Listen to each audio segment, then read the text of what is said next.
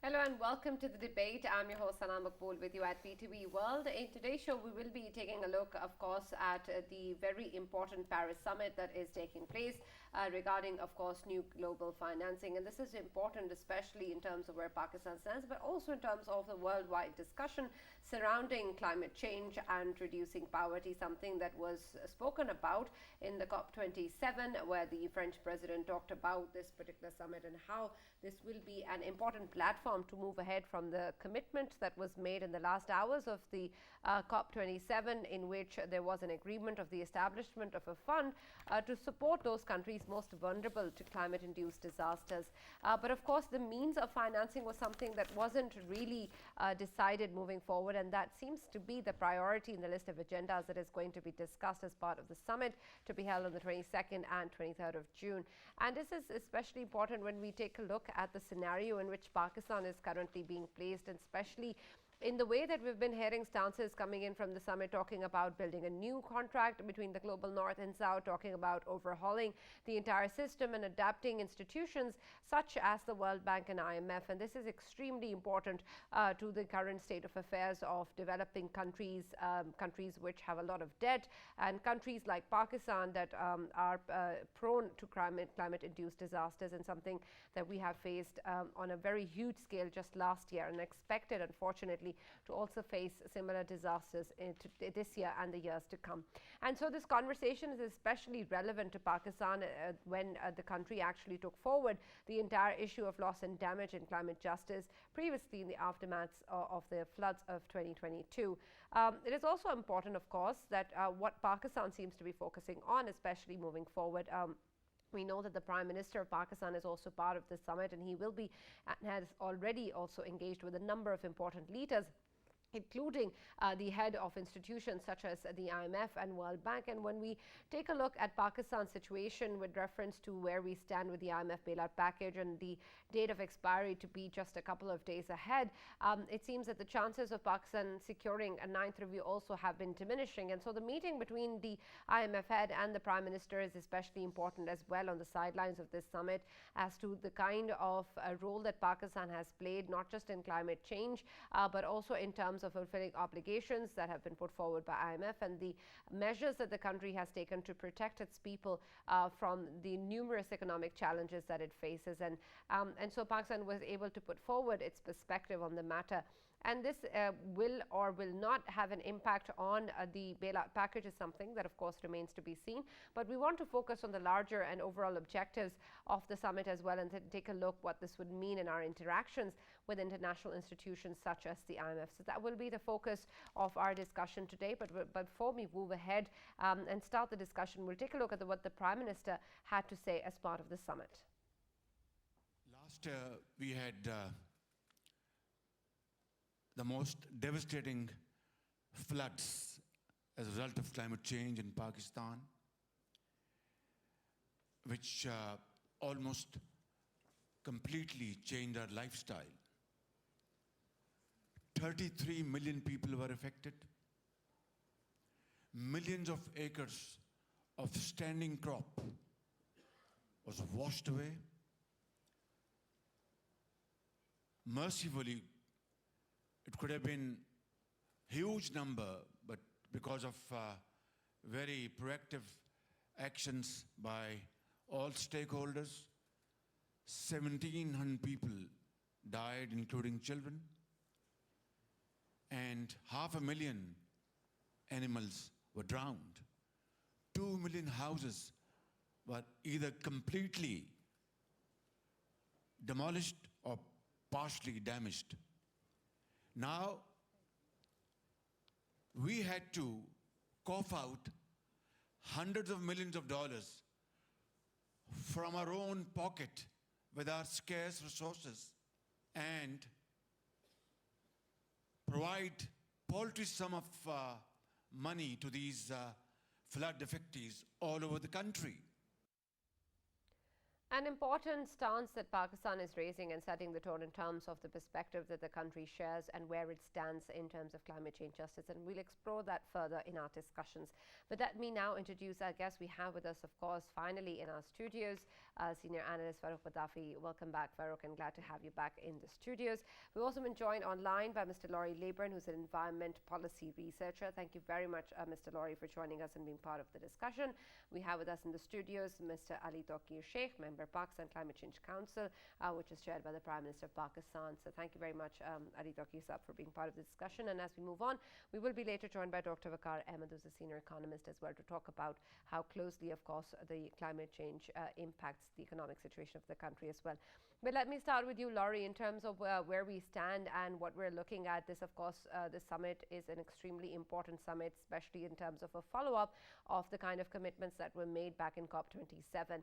And the establishment of a fund with regards to providing funds to the most vulnerable nations and communities that are prone to climate-induced disasters was very welcome. But what was missing, of course, was the means of that financing, which seems to be as part of priority agendas in this particular summit. But what really is the hope and expectation when we talk about the means of funding, and whether or not this two-day summit, do you think, will allow us to at least set the direction as to how then these funds will be gathered and then eventually dispersed? Well, firstly, thanks for having me this evening. It's very good to be with you. I think the main currency that we're talking about here, of course, is financing and money for countries that need it the most. There is another currency at play here, and that's trust. Trust, particularly from countries, lower income countries, towards the wealthy nations is low, understandably. That's partly because of the failure for wealthy nations to follow through on their promises to provide financing to countries that are on the climate front line, like Pakistan. And it's also because of the erosion of trust from the inequalities in the COVID pandemic, the failure of wealthier nations to give money to those, to give vaccines to those who were also on the front line of COVID. So a lot of this needs to be about restoring trust between what we often describe as global north and global south. And I would say that one of the things that's really frustrated that process of building trust is that there doesn't seem to be so much attendance from some of the wealthier nations, governments and heads of states. We are getting a cluster from European countries, but there are some other nations who've not sent more senior government officials and leading politicians, like, for example, we see with Emmanuel Macron being there. So that element of trust is something that I think is a constant, and this summit needs to do a very good job at helping restore some of that. Right.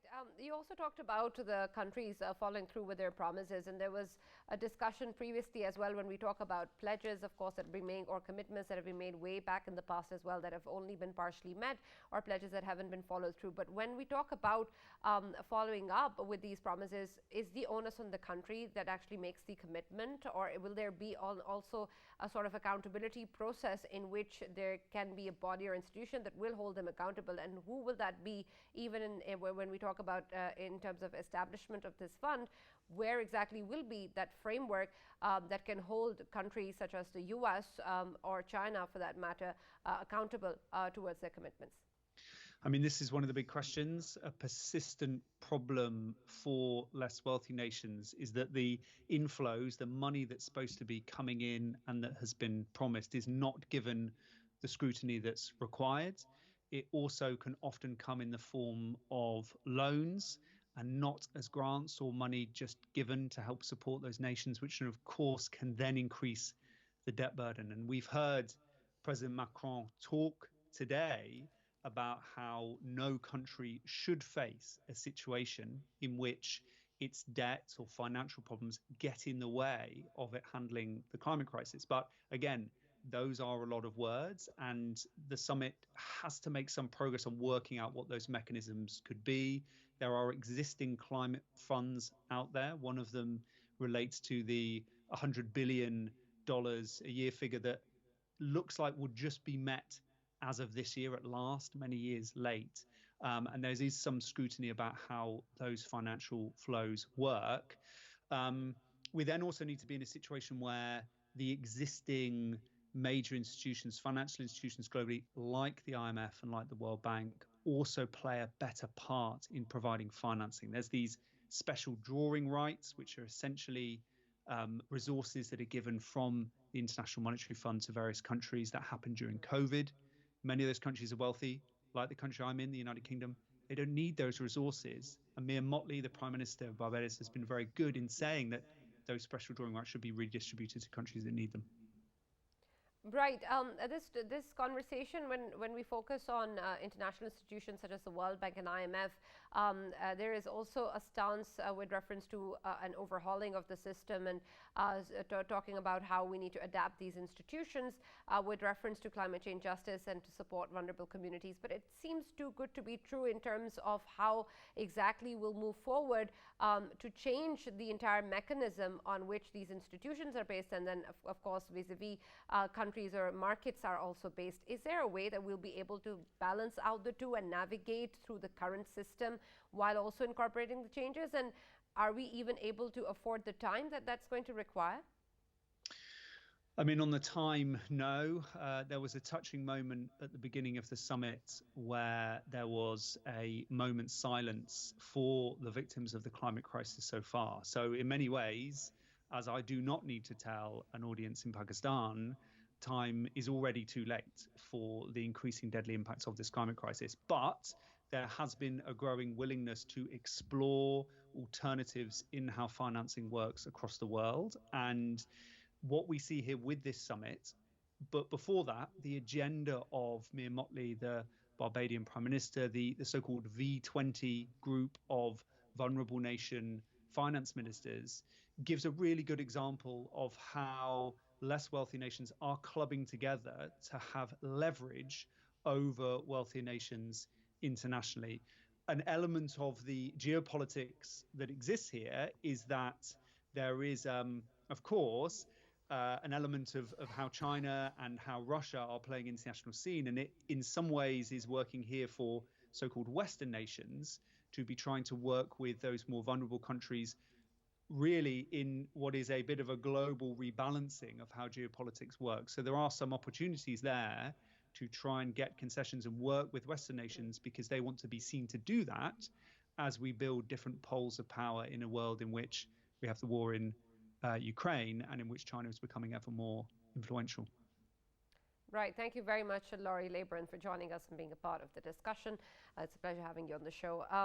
Mr. Ali Tauqeer, the discussion, of course, globally is there, and there are so many challenges that need to be addressed. But we also want to take a look at all of that in terms of Pakistan's perspective, especially, of course, what has happened last year in terms of the kind of damage that we've seen that the Prime Minister has also outlined, but also in terms of the economic challenges we face and how close we are to not getting the ninth review of the IMF bailout package and the challenges that lie ahead of us in the next fiscal year. How it is that we are presenting our case at this summit, what are our asks, what is the hope that we get to take away from this conference, and what do we want the world to understand in terms of what Pakistan is experiencing? Well, this is a very loaded question, a difficult one to answer. But Pakistan is in triple jeopardy, so to speak. One is that the losses, climate-induced losses, are very high, and they hold us back from our development. Second, the development cost or the cost of development goes up. We have to spend money on same things again and again. And because of commodity pricing, our ability to pay back our loans shrinks. So the size of our economy has been shrinking, our per capita income has been going down, and the number of people below the poverty line has been going down. And result is that our export-import trade gets skewed because we have to manage a very tight budget. And to make it worse, the international climate finance windows are very complex. They're not easy to access. They are extremely burdensome, and the process of their accreditation is very high. As if this was not enough, the Western governments have not been able to keep their word of honor with the Global South. Everybody knows about the mythical $100 billion annual committed to Green Climate Fund annually. That has not been met. There was big hype for creation of loss and damage fund. It is stranded in negotiations. Then there was a discussion for $7 billion worth of, or $700 billion worth of a biodiversity fund that has not been created. And now when it comes to creating the funds, all developed countries are looking at each other's face. They don't even are willing to give up this as startup financing. And now Mr. Macron is holding this summit. It's very promising for a country like Pakistan. We are not only in a difficult situation, but the path ahead is also challenging for us. So we are looking with great deal of anticipation and optimism towards a process like this that engages countries, particularly low middle income countries with large population like Pakistan, over 200 million or 230 million, because if we are held back in terms of development, a very high percentage of the South Asian population is held back. So it's very important. We are not a small island country. We empathize with them, of course, but we are looking at millions and millions of people that are looking towards a just transition towards climate smart development and resilience. Right. Farrukh, the aspects and the objectives that have been outlined of the summit are important and very fundamental, of course, to this conversation. But they also seem to be huge in terms of scale, and the expectation that this summit will be able to provide a roadmap seems a bit ambitious. What then will be the objective in terms of these discussions that center around reducing poverty and helping the most vulnerable communities address climate change issues? From this two-day conversation, will we at least have some sort of steps laid down for us as to how the countries will then move towards the collection of funds? Right, Sana, I think it is very important question, because we have seen repeatedly this heartbreak that pledges were made, but then they were not fulfilled. And I'm not merely talking about Pakistan. There are other countries that have faced similar kind of situation. But before I actually go there and I talk about that, let me praise the leadership that is shown by France and particularly President Macron, then the United Nations Secretary General. Similarly, IMF and World Bank's leaders also. I mean, World Bank recently got its new leader, and he's a brilliant man. And these people actually seem serious in trying to restructure the international financial system in a way that is that the North-South divide and particularly whatever inequities exist in the system are fixed. Having said that, now let me actually jog your memory and the way all these commitments were, never fulfilled. For example, the world's richest countries actually have already committed that they are going to, give away 0.7% of their wealth, and that amounts to $100 billion. So, there is a very interesting Oxfam study that tells us that between today and between 2030, the world will need somewhere around $23 trillion to address the climate emergency and to take care of the poor countries. And that is not all. That amounts to $3.9 trillion per year. Similarly, a similar study by World Bank actually puts that number to $4 trillion. So with that kind of a demand, when you actually commit $100 billion, that shouldn't be that big a thing. But then we have seen something very interesting. In 2021, G7 actually considered the notion that IMF has its own SDRs, about the currency. Earlier, Laurie was also talking about it. So SDRs are like equivalent to any nation's currency, special drawing rights they are called. But the commitment, the idea was that $100 billion worth of SDRs will be allocated to developing countries. But that notion was blocked by Eurozone, and that still remains blocked at even up till now. So with that kind of circumstances and situation, I think whatever the mandate or scope for that matter of today's event might be, the scope is ambitious, I agree. But whatever little movement you can see being made, especially when IMF and World Bank and Bretton Woods, all of them are committed, things can really look up. Right. Farrukh, there were also reports of the IMF director announcing that the key pledge to rechannel these 100 billion that you were talking about into SDRs and a climate and priority fund has been met. Has that not happened? That hasn't happened Okay. yet at all. That is something, as I pointed out, Eurozone is a very important part of the whole architecture of a wealthy world financial order. And Eurozone has blocked it. So, of course, their money can't go. And they are contributing to IMF. So, how can you actually say that that money has gone to the poor countries? It hasn't.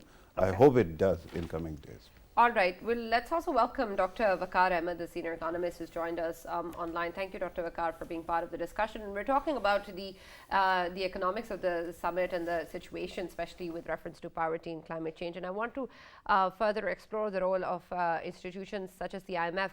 But initially, I want you to center around the nuances that are still existing in terms of these ambitious objectives of overhauling the entire financial system or adapting the institutions to support the most vulnerable communities. It's of course great in letter and spirit what we want, but how tangible do you think this will be in terms of the mechanisms that currently exist in global markets and in the way that we want to move forward in not just the collection of funds, but then also the eventual disbursement and the way to reiterate that the funds have actually gone to the most vulnerable community or country that needed it? Yes, thank you very much. I think I'll take lead from the estimate that Farrukh Saab was presenting from Oxfam's report. I think that is very telling. Just to go one step further, that Oxfam has also informed, which will also be a response to your question as well, that most of the multilateral development banks, MDBs as we know them, they have really failed at the task of bringing about climate resilient financing. These banks were not initially configured or structured or capacitated to really fight the kind of climatic shocks that the global south is now witnessing. And it is because of this that these MDBs have come under extreme criticism, not just from the south, but from their own countries as well, where taxpayers from the advanced countries contribute to the reserves of MDBs, which then get distributed to the vulnerable countries.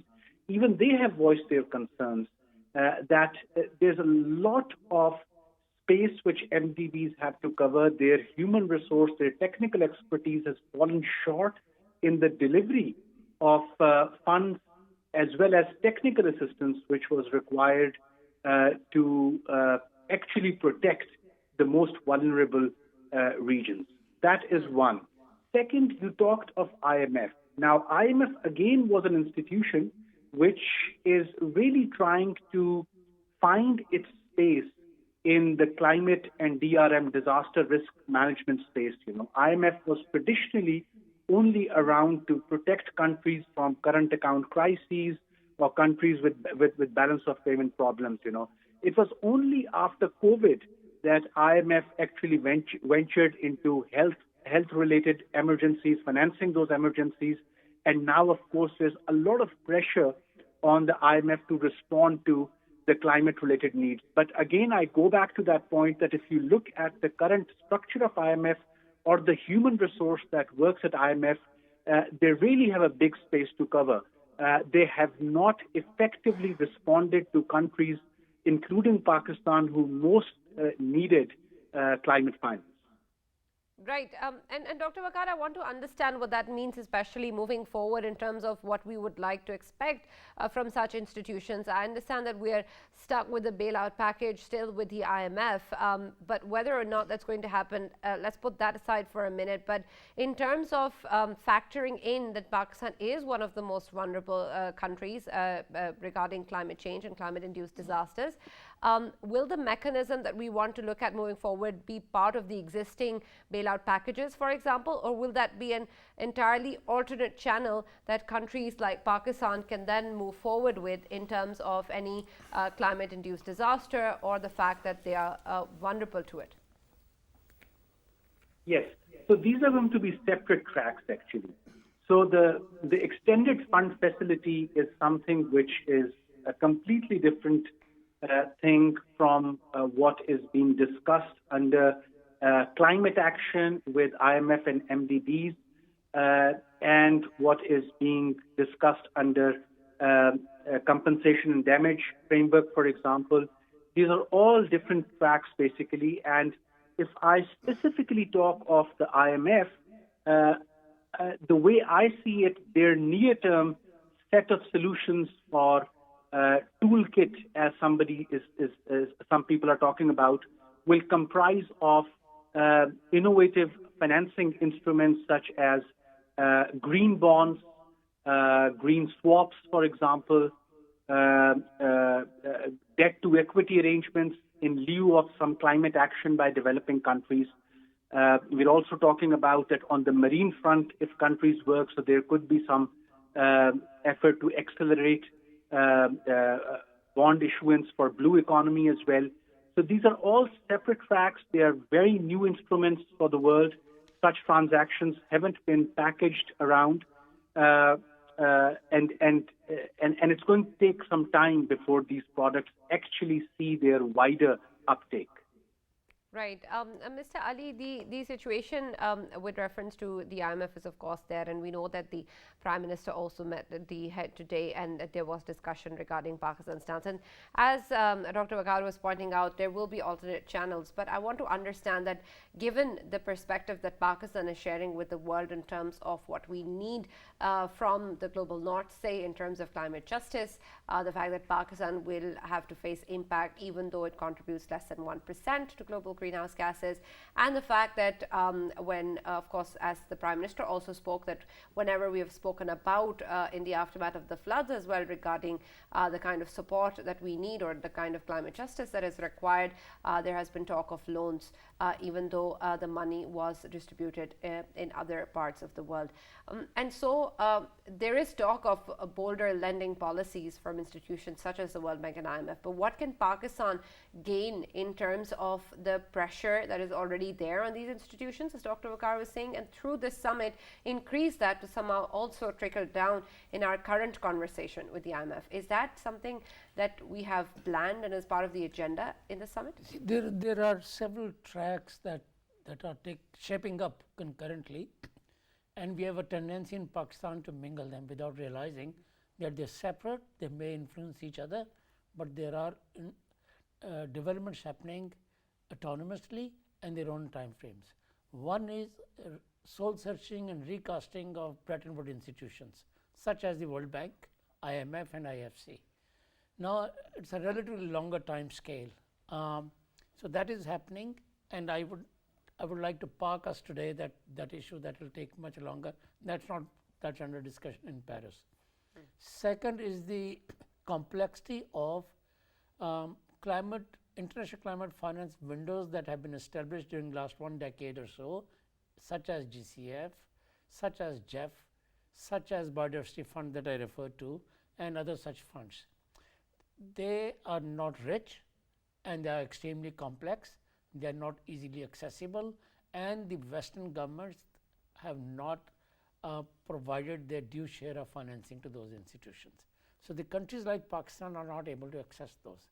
Third category, I think that's very important in Paris meeting, are the bilaterals. They are looking increasingly at debt swaps, and particularly on the table in Paris is a swap for climate. Previously there have been swaps for nature. That is where the bilateral countries say that, okay, you owe me X amount of dollars or euros, instead of paying me back, why don't you restore or protect your degraded environment? That will enhance your economic productivity. And that essentially means there are long-term commitments. They will take many years to negotiate and operationalize.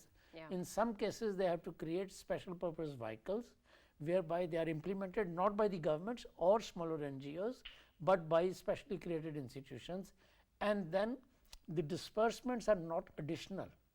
It has already been lent to you. It's just that paying back has been converted into your actions. In some ways, it's renegotiating. A problem with that debt swap business has been. The moment you engage with this, international rating agencies downgrade your ranking. For countries like Pakistan, from C negative, it comes to even D. So the ministries of finance in these countries such as Pakistan are not always favorable to this. But the point of discussion in Paris for us is that if it happens in Paris in terms of debt swap for climate, then does or does it not cover climate induced disasters, not just degraded environment? Does or does it not cover such resources as forest and biodiversity? And very importantly, since new streams are emerging such as carbon trading, that is not only blue carbon such as mangroves, but also greener pastures such as forest and others that can be traded. And right now there is a global fad or campaign, so to speak, to seek large scale concessions in developing countries, whereby our resources will be leased out to developed countries and their business concerns for a longer period for in compensation for some resources. And that is a very tricky thing. One can welcome it, but at the same time one has to accept that we compromise our sovereignty and resource flow toward these countries. So coming back to some basic problem that we have, basic problem is the Western commitments are not always new and additional finance. That is what the developing countries like Pakistan say. Second thing we demand or we expect is there is a measurability, so that we know what exactly we are getting and it's not recounted again and again. So if that kind of arrangement happens, it gives us breathing space. It enhances our ability to pay back some of the other loans and undertake our development in various sectors much more systematically and hopefully sustainably. Absolutely. And Farrukh, I want to understand a bit further, especially in terms of the options available to cut the pressure for countries that are highly indebted, also and also, of course, dealing with issues regarding climate change as well. And another aspect that is being talked about is debt servicing and whether or not that's a good idea for countries like Pakistan, and should that even be part of the discussion. And I want to understand why that may not be the best idea, or why that still hasn't been something that has been incorporated further. And also there has been options in terms of perhaps in the future adding to contracts, especially coming in from international financial institutions that have a clause that allows the countries to be able to suspend a payment in the result or in the aftermath of a climate-induced disaster. Do you think that perhaps would be a step in the right direction? Oh, right, Sana. I think similar kind of thing happened when COVID struck. At that time, SDRs also magically appeared, and the entire world, especially many countries, including India and Pakistan, were given a breather. But every stop that you put there is always going to have consequences. Like this, the current facility that was stopped. What happened? After that, it became even more difficult to continue that. And we have been, the demands have been punishing, and we have almost fulfilled the entirety of the demands, and yet we haven't seen the end of the program and conclusion of the program, right? Similarly, when it comes to the attitude, perhaps this is the worst time possible for such a debate. Why? Because of the rise of populism around the world. It has become so that every country wants to be selfish. When you go to any Western country and tell them that they're suffering in this or that country, they say, we are also suffering, so let us first address our own concerns, right? Because of super cycle, that is also a major concern. And the third thing, man-made crises or disasters, like Ukraine, war that is going on, or for that matter, our own gift to humanity, that is Siachen Glacier, where India and Pakistan keep on fighting all the time. That kind of a situation continues, and that is why I think that to expect some kind of breather at this moment will be really something that is difficult to imagine. But having said that, I mean, earlier when I was praising other leaders, I thought that another leader of another nation also deserves a lot of praise because he has been consistently arguing in support of his country's case, and that is my Prime Minister. I mean, today's speech and his consistent effort should also be appreciated. I understand this country is very polarized, but somebody who is actually going beyond the call of duty to actually highlight the concerns of the country. Pakistan's concerns, Sana, I remember that these big ideas are something that we are accustomed to. I remember back in 1990s, there used to be a mention of HIPC, highly indebted poor countries, waiver. And the idea was that especially the countries like sub-Saharan Africa will be given waiver on their loans and debts which were humongous. But we saw who got that bailout. Egypt, when it was cooperating. Temporarily there was suspension for Turkey, but that resumed. Now we see similar kind of initiative towards Ukraine, right? IMF never lends to a country that is in a state of war, but then they have amended that as well. So with that kind of a situation, I think every push, every tug is important. I think that France is a great country and it is far more important than we attach value to it. World's predominant power, that is America, actually partially, at least partially, owes its freedom to France. And that is not all. France is the country that gave the world democracy. So their influence on this new world order or whatever it is, economic order, is huge.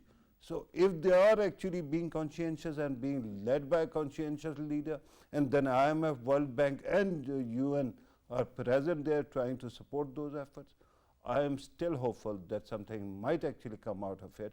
But the problem, as I pointed out, between $27 trillion and $100 billion, and even that not being met, is huge, and it will take some time to actually come around that. Absolutely. Dr. Vaqar, there is also some sort of propositions put in place previously ahead of this conference and by various quarters in terms of how we can actually collect the funds that are required, including taxing perhaps the fossil fuel industry, also taxing financial transactions, even if it is a very low tax rate, and then also similar taxes in the maritime industry. Do you think that these options are viable when we talk about the collection of funds? Because the numbers that they're talking about seem to be enough in terms of what is required. Yes, I think I would tend to agree with this viewpoint that we do have potential for domestic resource mobilization. And I think this could really invite interest from abroad as well. If we have projects which have orientation with prudent climate finance, I'm sure that interest will come up in aspects such as renewable energy, water sector projects, for example. But before that, the seed money has to go from domestic resource mobilization. Yes, taxation is one instrument, but that you also have liquidity with some large entities, including banking institutions, who may be willing to take the risk. I think it's all about packaging a transaction which is backed by the government, so that people understand that yes, whatever investments are going to spend against future disasters or for climate resilience would have a payoff. This is how the world is working. Let me also take this opportunity to say that we are really now far behind, and we now need to expedite our efforts on the front of carbon credit mechanism as well. The financing on account of the carbon economics, this is something, it's a huge potential which we need to understand. Even if the government sector is slow to understand, our private sector, the MNCs operating in Pakistan, they want to move forward. It's just that we'll have to take a liberal view and allow them to sort of form international partnerships to access the kind of financing that they require. At a local level as well, I think even this federal budget, there was an IMF staff report which required or which had tried to sort of persuade the tax authorities to look into carbon taxation mechanisms as well. And every year, of course, it's a missed opportunity, you know.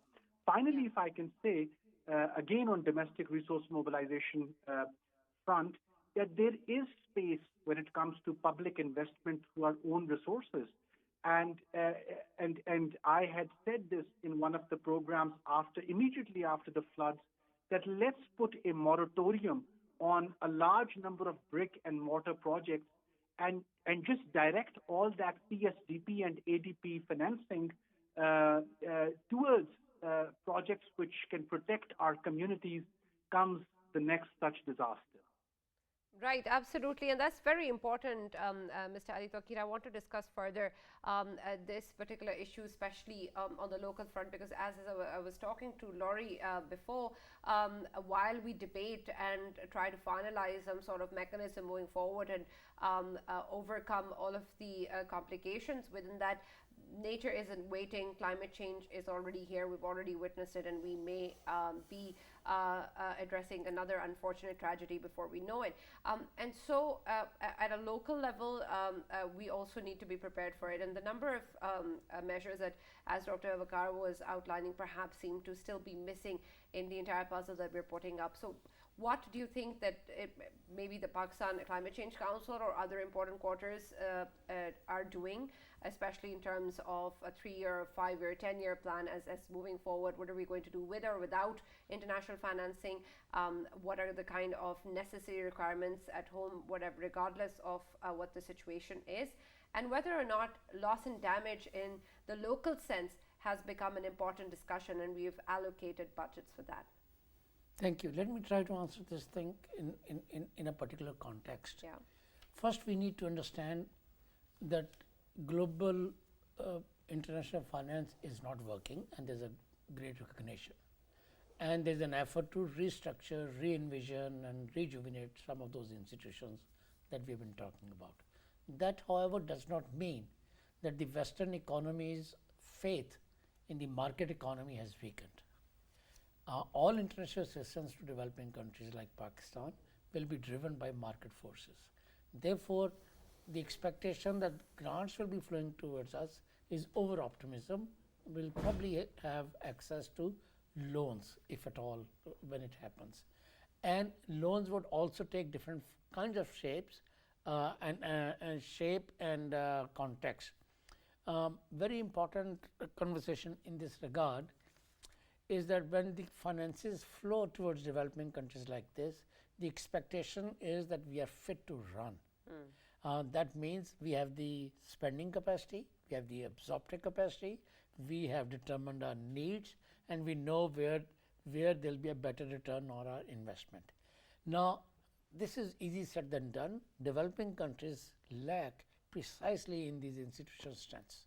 We are not always able to spend, let alone spending purposefully, meaningfully, and the speed with which we need to spend. So there is always an underspend and wastefulness, and then the doubt comes about our transparency and accountability issues come. Now, it's easier to spend on tangible things such as reducing emissions. But when you deal with vulnerability of communities, when you talk about adaptation at that level, then the investments and timelines change. You cannot work on the annual basis, and you cannot have outcomes in terms of measurable targets such as we would have in emissions reduction. Therefore, it's a slow and painful process, and so far Western institutions, and particularly lending institutions, don't have patience for it. Ironically, our own financial systems are also geared towards annual allocation and annual budgeting. Now, one of the problems that we have is that we have not fully devolved the power and resources to the sub-provincial levels, such as the districts and local governments. And that is where climate vulnerability hits the hardest. That's where poverty hits the hardest. That's where our infrastructure is most fragile and mostly broken and very exposed to any kind of risk, such as heat waves and gulfs and floods and so on and so forth. Absolutely. Therefore, I think first order of priority for Pakistan and Pakistani institutions, ministries of agriculture, ministries of water, ministries of urban planning and so on and so forth, is to work with the communities at the sub-provincial level, at the district levels, determine their needs and weave a program, a roadmap, a compass for the future that is bottom up, that's responsive to the community needs, than having something top down. Absolutely. Farrukh, of course, we have our expectations from this particular summit, but what do you think will be the immediate call for action for Pakistan post the summit, and what do we need to do both in terms of the international sensitization and then mobilizing resources at home? Right, Sana, when Dr. Vaqar was actually talking about wastage and how resources are wasted, I was thinking how it all works. There are two ways, right? International communities, when they donate money or allocate money, either it will be channeled through their own programs, or then it will be given to the government of a certain country. So when they actually allocate that money and they channel it through their own resources, what happens? One example is before you, that is Afghanistan. More than actually trillions of dollars being invested there. It should have been Paris in the region, but it is not, right? What happens is that they send money, then they send contractors and people who are staff members of that program, and they get a huge haircut in salaries and their own operational costs. So in the end, whatever money remains, when it trickles down to the government or authorities, they also are corrupt and they actually walk away with it. And then the other option is to giving the money to the authorities themselves, and then the priorities change and somehow climate becomes a secondary issue. Now, regarding Pakistan, I tell you that we keep on looking at the micro picture and we keep on saying this dam has to be built, that channel or that drainage system has to be fixed. But let us be honest, the answer to Pakistan's climate woes actually lies not only in Pakistan, but actually in four countries. One, Pakistan itself, the other one, Afghanistan, the third, India, fourth, China, because we share water channels, right? Similarly, we share borders as well, and we are going to similarly have consequences of climate change together. So I don't know how to actually hope that they can work together, because somebody is not telling Narendra Modi how dire the circumstances are going to be for his country because of climate change. And if we don't come to our senses and work together, I'm going to borrow one phrase from President Obama, and that is audacity of hope. So I'm going to hope against hope that sanity prevails, and all these impossibilities that we discuss come together and they create some possibilities. Good to hear of hope from you, Farrukh, and thank you so much for that. And thank you very much, Ali Tauqeer for joining us, and thank you, Dr. Vaqar Ahmed, for being a part of the discussion as well.